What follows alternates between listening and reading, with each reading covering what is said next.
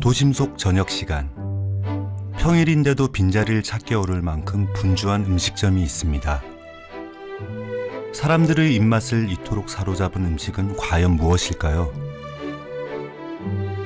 그런데 가만 보니 식탁엔 고기 한 점이 보이지 않습니다. 조미료 안 쓰고 그리고 담백하고 소화도 잘 돼서 너무너무 자주 먹게 돼요.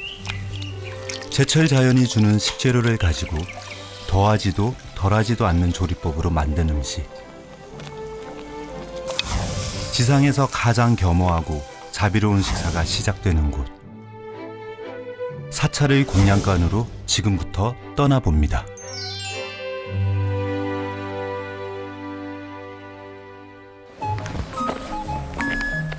따뜻한 바람과 함께 어린 꽃잎들이 수줍게 얼굴을 내밀고 있습니다.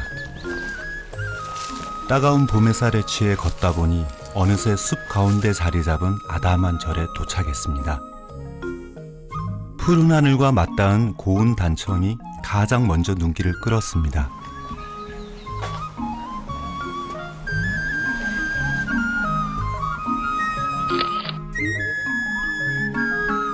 그리고 절 곳곳에 숨어있는 꽃을 발견할 수 있었습니다. 승가의 꽃, 바로 연꽃입니다.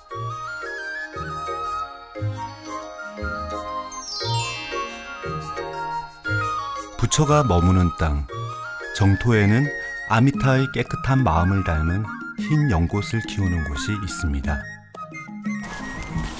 선생님, 안녕하세요.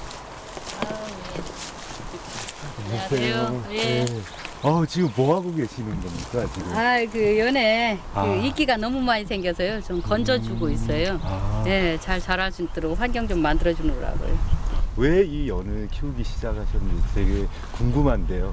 우리가 연꽃을 보러 멀리 가야 되잖아요. 근데 이렇게 노는 땅에다 사찰 주변에 심으면 항상 연꽃을 가까이에서 매년 볼 수가 있겠구나 싶어가지고 이렇게 통에다 심게 됐습니다. 연꽃을 너무나도 좋아해서 절 마당에 직접 연꽃을 심기 시작했다는 선호 스님. 지금은 연꽃 새싹이 막 올라오는 때입니다. 진짜네요. 이게 딱 흡수가 안 되고, 그쵸? 네네, 구슬처럼 또르르 굴러서.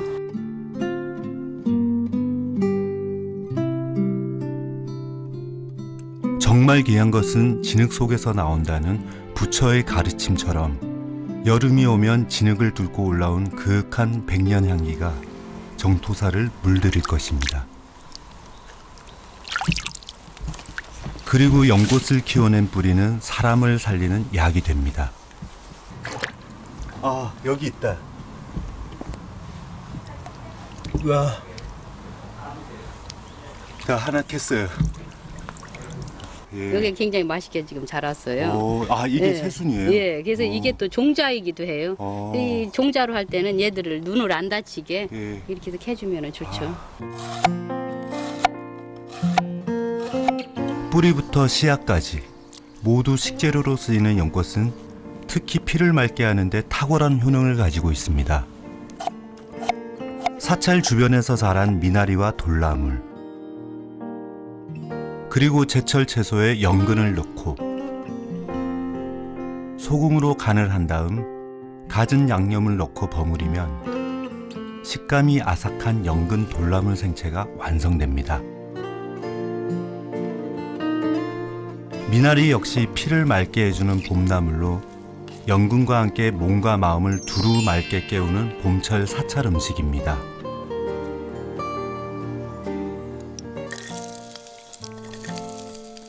도토리의 속살을 닮은 연꽃의 열매. 연자 역시 식재료로 손색이 없습니다. 특히 연자는 속을 편안하게 만드는 효능이 있습니다. 단맛을 내는 물엿과 함께 조리면 자연 그대로의 맛을 담은 담백하고도 달콤한 연자조림이 완성됩니다.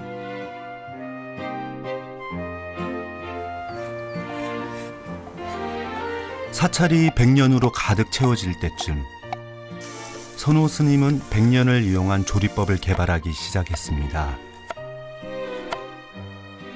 바로 연근가루를 활용하는 것인데요. 발화 때부터 척박한 진흙 속에서 싹을 틔우는 연꽃은 생명력이 강한 식물입니다. 특히 연근은 비타민과 칼슘 등 영양이 풍부한 식재료입니다. 이 연근을 햇볕에 말려 가루를 내어 얇게 붙여낸 것이 바로 연근 전병입니다. 그리고 속재료는 수행과 깨달음의 색으로 알려진 청, 적, 황, 백, 흑, 오방색으로 채워집니다. 고통과 어리석음, 성냄과 탐욕 등을 사라지게 한다는 오방색은 부처의 가르침이 담겨 있습니다. 불교 사찰 음식에서 오방색을 주로 많이 씁니다. 고명으로도 많이 쓰고 그 색으로도 보고 또 봉과 동시에 먹기 때문에 이렇게 귀한 손님이 왔을 때 이 꽃 같기도 하고 그래서 이렇게 해가지고 대접을 하는 그런 대접 음식이라고 보면 되죠. 선호 스님의 요리법을 가르쳐 근심을 덜어내는 108백년 요리라고도 부르는데요. 그것은 스님이 음식을 하나씩 만들 때마다 어떻게 몸을 이롭게 할 것인가, 그리고 어떻게 마음을 깨울 것인가를 고민했기 때문입니다. 우리가 흔히 먹는 칼국수를 연근가루로 반죽해서 만들면 전에 없던 사찰 음식이 되는데요. 별다른 양념을 하지 않고서 감자와 버섯, 호박 등 갖은 채소를 넣고 한 소끔 끓이면 깔끔하고 개운한 연근 칼국수가 완성됩니다.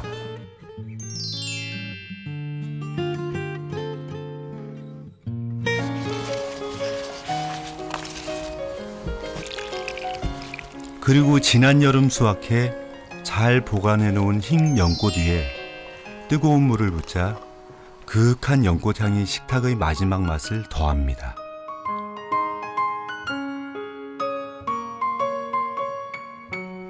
꿈에서 잠깐만 연꽃을 보더라도 행운이 온다는 말이 있을 만큼 연꽃은 행복을 가져다 주는 꽃으로 알려져 있습니다.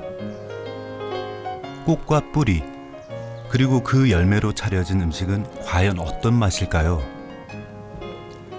이제는 이게 재료들이 일단 너무 싱싱하고 식감이 진짜 눈으로 한번 보고 이렇게 먹으니까 이 주변의 봄을 다 먹는 그런 느낌입니다. 오직 100년으로 차려진 풍요로운 식탁 앞에서 또 다른 봄을 맛보는 듯 했습니다.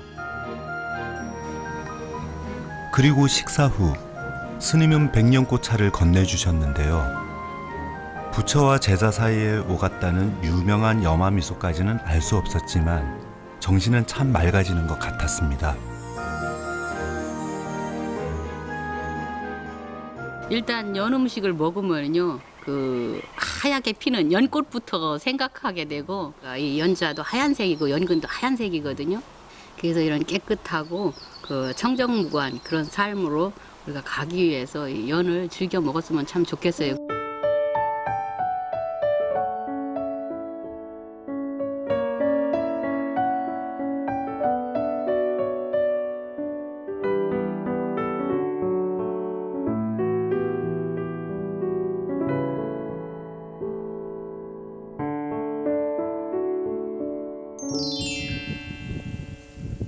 저의 발길은 다시 남쪽의 천년고찰, 경북 고운사로 향했습니다. 아유, 스님 안녕하세요. 절이 너무 아름답습니다. 예. 아름답죠? 이제 막 새순을 떼서 그 절에 들어서자마자 직연 스님이 반갑게 맞아주셨는데요. 그래서 제가 오늘 하루 정도 여기서 묵어갈까 하고 괜찮겠습니까? 네, 괜찮습니다.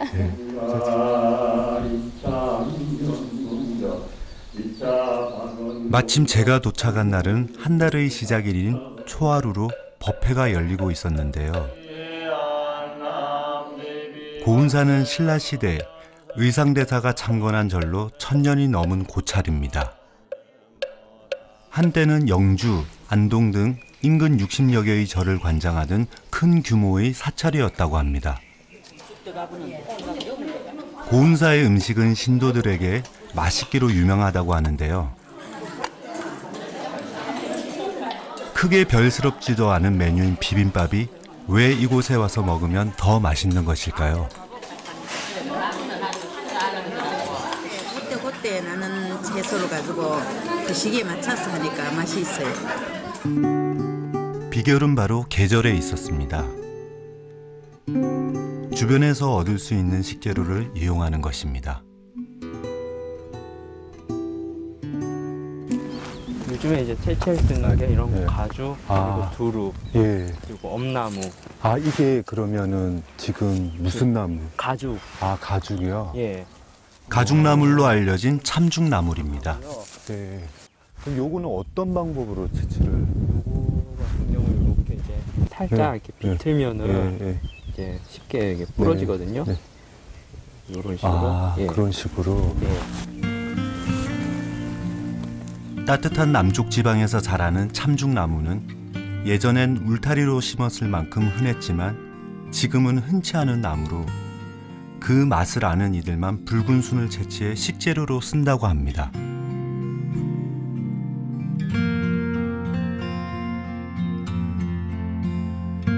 고운사는 민가에서 3km 정도 떨어져 깊은 산으로 둘러싸여 있는데요.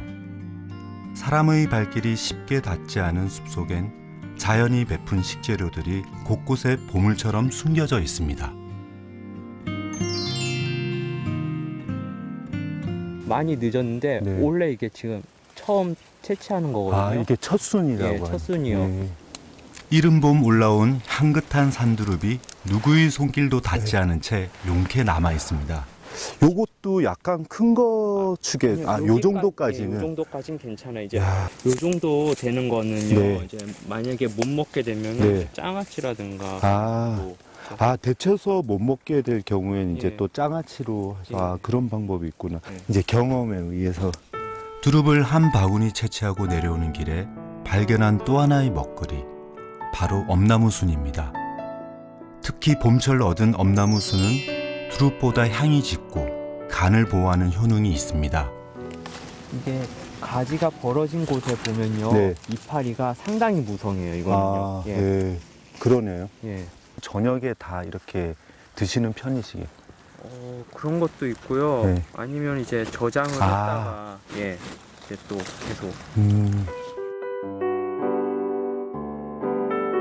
이렇게 사찰 주변에서 얻은 식재료는 음식뿐만 아니라 약이 되는데요. 이것은 사찰 음식의 일반적인 특징이기도 합니다. 밭을 따로 가꾸지 않아도 절마당엔 자연이 선물한 식재료들로 풍성했는데요. 한창 봄이 준 선물을 수확 중인 직연 스님을 다시 만났습니다. 스님, 저희도 왔습니다. 많이 따오셨나요? 예. 스님은 이거 어떤. 이 머위 잎입니다. 이 이파리를 데쳐서 쌈싸 먹으면 입맛을 돋아주는 음식이에요. 그래서 좀 있으면 단호가 돌아오잖아요. 단호 이전에 따서 먹고, 그다음에 그 아이들도 이제 자랄 수 있는 시간을 줘야지만 우리가 또 내년 봄에 이것들을 다시 채취해 먹을 수 있거든요. 그러니까 독성분도 있고 하기 때문에 5월 단호 이후에는 될 수 있으면 이런 이제 산나물들은 좀 자제를 하는 것도 자연에 대한 예의라고 봅니다. 지나치게 욕심내지 않고 자연이 베푸는 것에 순응하는 것.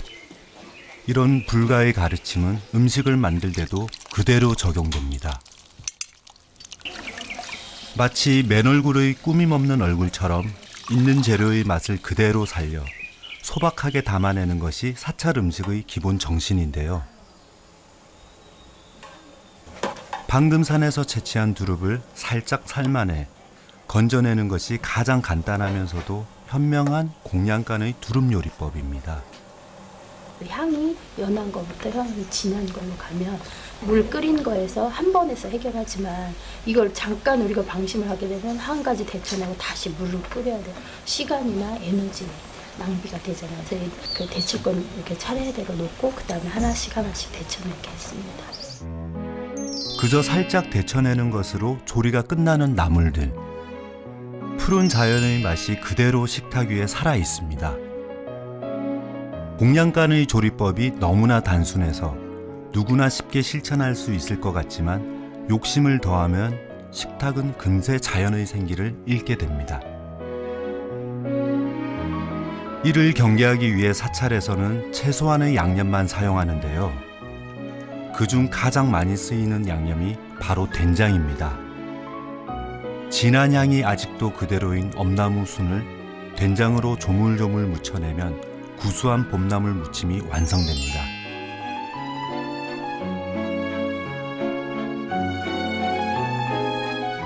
불가에서는 수행에 방해가 된다고 하여 마늘, 파, 부추, 달래, 흥거 5가지 오신채를 금하고 있는데요.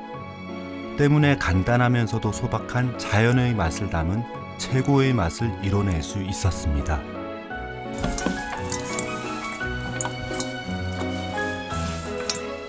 참중나물 역시 간단한 양념만으로 향기가 살아있는 나물무침이 되었습니다.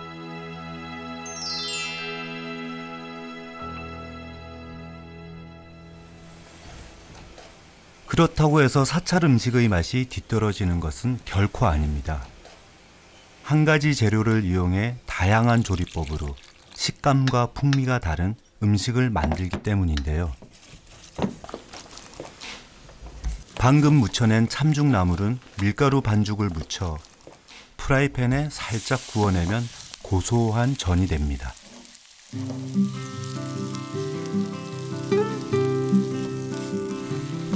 자연이 베푼 자비를 순수함 그대로 조리해 마음으로 먹는 것.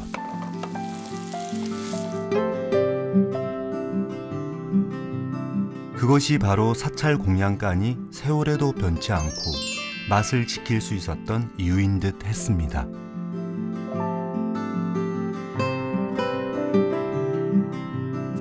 소박하고도 진정한 맛의 식탁이 차려졌습니다.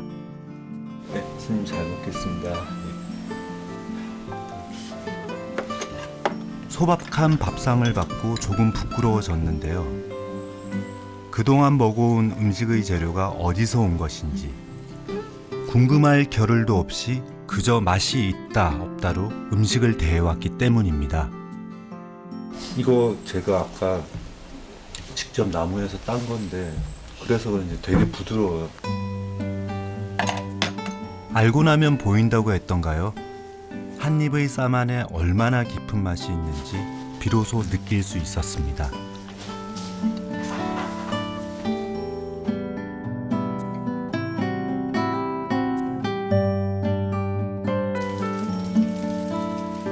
맑던 하늘에서 갑자기 빗방울이 떨어지기 시작했습니다. 산사의 얼굴이 말갛게 씻겨 내려갑니다.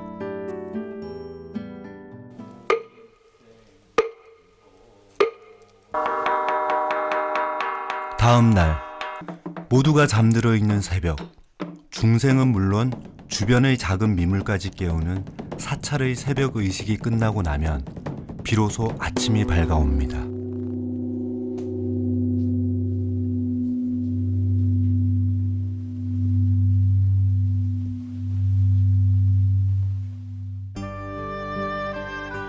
부처는 일찍이 제자들에게 얼마나 어떻게 먹어야 할지를 가르쳤습니다.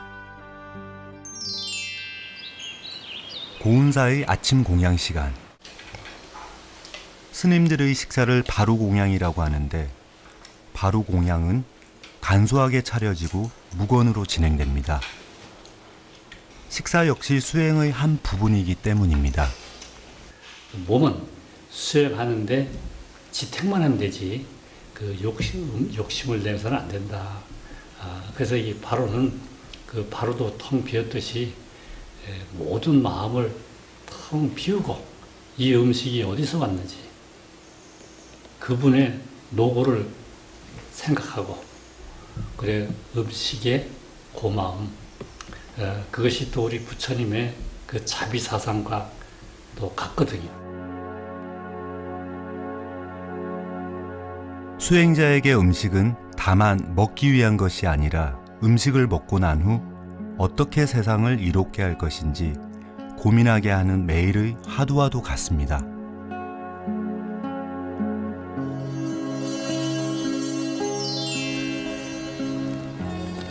세상을 이롭게 하는 방법 중에는 음식도 하나의 역할을 합니다. 전통 사찰 음식을 복원해온 정문 스님을 만나기 위해 수도사를 찾았습니다. 조선시대 세시풍속을 기록한 경도 잡지에는 느티나무 잎을 빻아 쪄내는 느티떡에 대한 기록이 남아 있습니다. 그리고 농가 원령가에도 석탄일의 느티떡을 제때에 먹는 것이 별미라고 기록되어 있는데요. 실제 조선의 사찰에선 느티떡을 만들어 마을 주민들과 함께 나누었다고 합니다.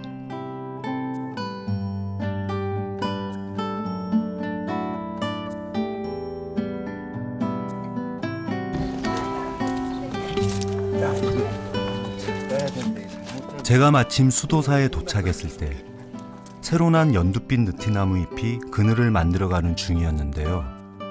아, 여기 끝에는 좀 부드러운 게 많이 남아 있는데 아직. 나눔의 떡. 느티떡을 재현해 보기 위해 저도 나무 위에서 잎을 땄습니다. 한번 드셔보세요. 아, 예. 상당히 연한데 이게. 느티나무 잎사귀는 과연 어떤 맛일까요?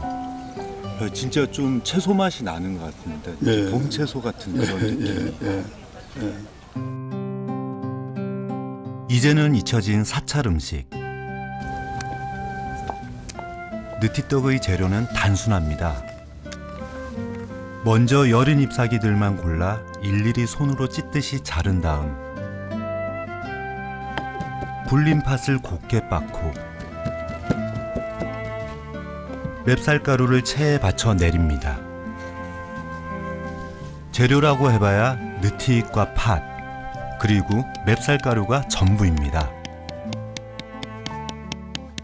절에는 이제 그 쌀을 많이 이렇게 부처님에 돌리기 때문에 주로 맵쌀로 많이 해가지고 이렇게 하고 있거든요. 고운 맵쌀가루와 푸른 느티잎을 함께 버무린 후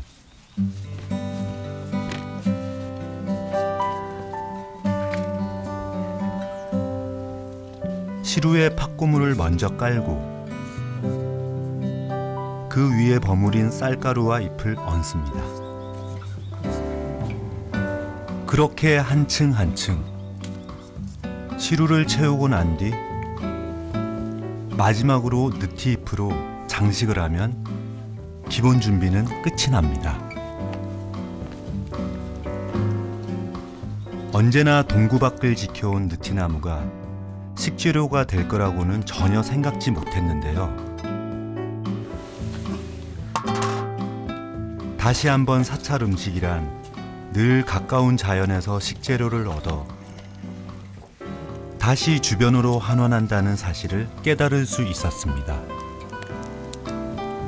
음식을 통해 나와 우리를 살리는 연금술이 사찰의 공양간에서 수천 년 이어져 온 것입니다.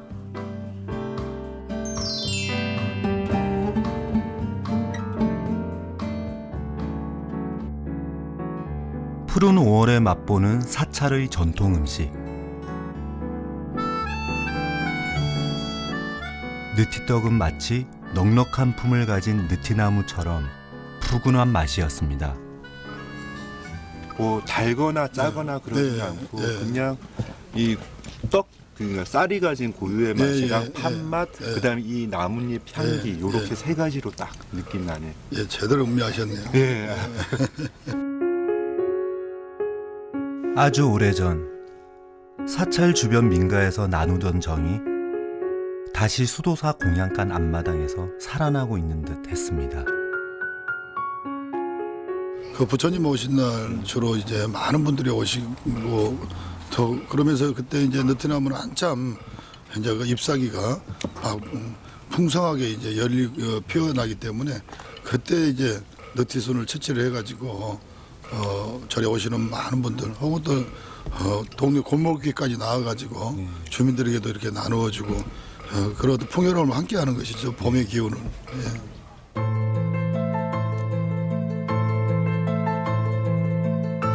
때에 맞는 제철 음식을 골고루 먹어라.